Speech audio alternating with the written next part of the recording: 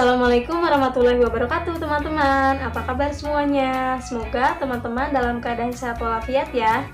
Nah teman-teman, di dalam video ini kita masih akan membahas tentang surat. Di video sebelumnya kita sudah membahas tentang surat tidak resmi. Sekarang kita akan membahas tentang surat resmi. Kira-kira bagaimana sih contoh dari surat resmi? Atau kira-kira gimana ya ciri-ciri dari surat resmi? Maka dari itu, langsung saja kita simak video pembahasannya. Teman-teman, mari kita ulas kembali apa itu pengertian dari surat undangan resmi. Surat undangan resmi dibuat oleh lembaga resmi seperti kepanitiaan, instansi pemerintah, lembaga swasta, atau organisasi masyarakat. Surat undangan resmi ditulis menggunakan bahasa resmi dan baku. Contoh dari surat undangan resmi diantara lain ada surat dinas, surat kegiatan sekolah, atau surat undangan rapat komite sekolah. Teman-teman, berikut ini adalah contoh dari surat resmi. Baik, kita perhatikan dulu ya. Surat resmi berikut ini.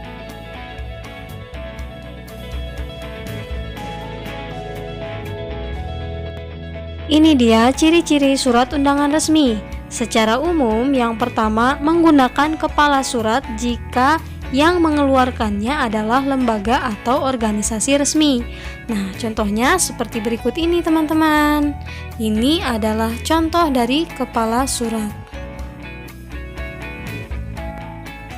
Ciri-ciri yang kedua adalah menggunakan nomor surat, lampiran, dan perihal. Nah, berikut ini contoh dari nomor, lampiran, dan perihal. Ciri umum surat undangan resmi yang ketiga adalah menggunakan salam pembuka dan penutup. Salam pembuka contohnya dengan hormat. Ini diletakkan sebelum isi surat ya. Lalu yang kedua ada salam penutup. Salam penutup diletakkan setelah pembahasan surat dibahas. Seperti ini, hormat kami. Ciri-ciri yang keempat yaitu menggunakan bahasa resmi atau bahasa baku. Kita lihat ya teman-teman, di sini ada kata ingin. Ingin di sini bahasa baku, bahasa tidak bakunya mau. Lalu masih banyak lagi contoh-contoh dari kata baku. Ya, jadi intinya surat undangan resmi menggunakan kata baku. Yang kelima yaitu menggunakan cap atau stempel resmi jika berasal dari sebuah organisasi atau lembaga resmi. Contohnya seperti ini teman-teman. Cap stempel terdapat di bagian pengirim. Contohnya seperti ini. Untuk contoh lainnya, cap stempel bisa dilihat pada contoh surat berikut ini, teman-teman.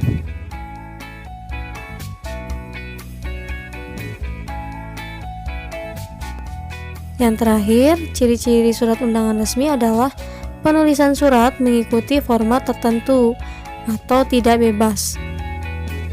Tadi kita sudah membahas tentang ciri-ciri surat resmi secara umum. Lalu bagaimana strukturnya? Mari kita bahas ya teman-teman. Jadi intinya di dalam surat resmi itu terdapat kop surat. Kop surat ini atau bisa disebut dengan kepala surat. Bagian ini terdapat di paling atas dalam surat. Kop surat memuat informasi mengenai nama, logo, identitas, dan alamat kantor lembaga pengirim surat.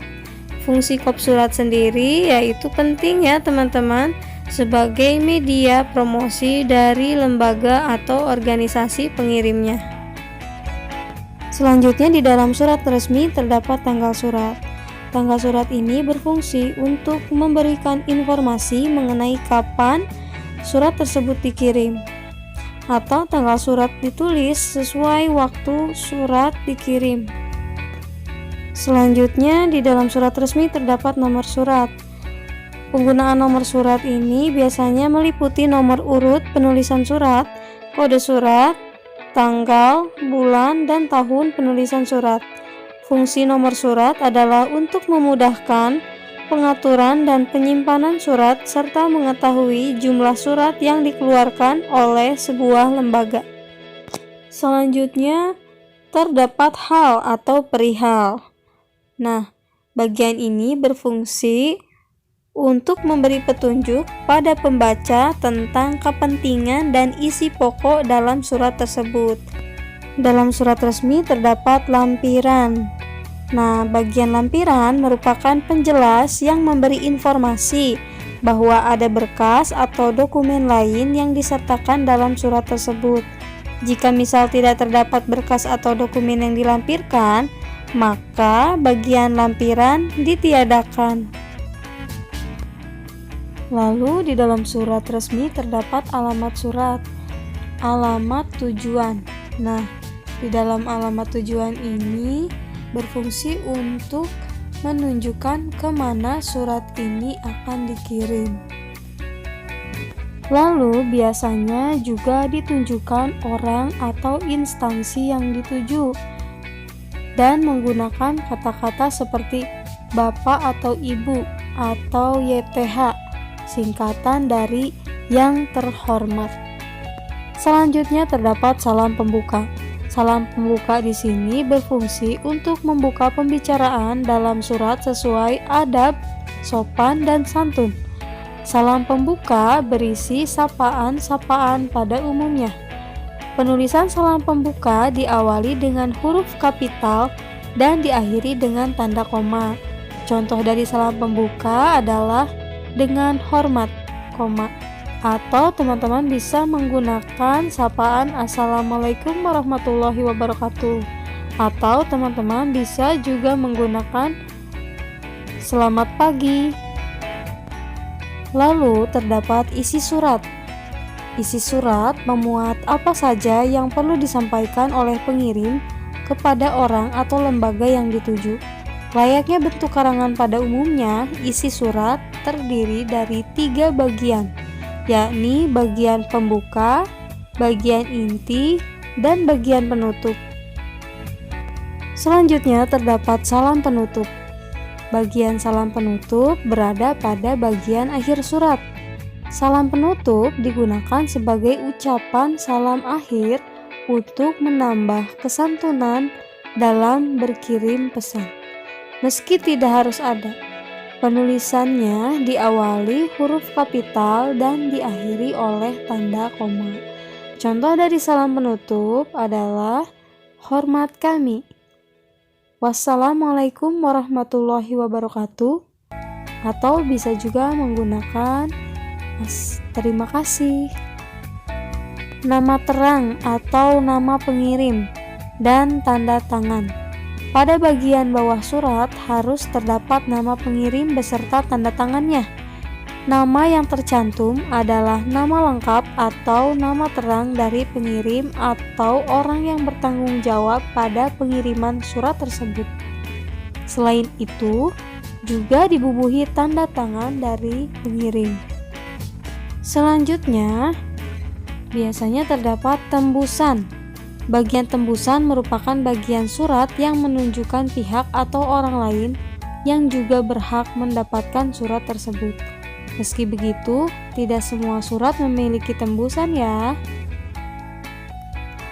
Nah, itu dia teman-teman, kesimpulan dari struktur surat resmi.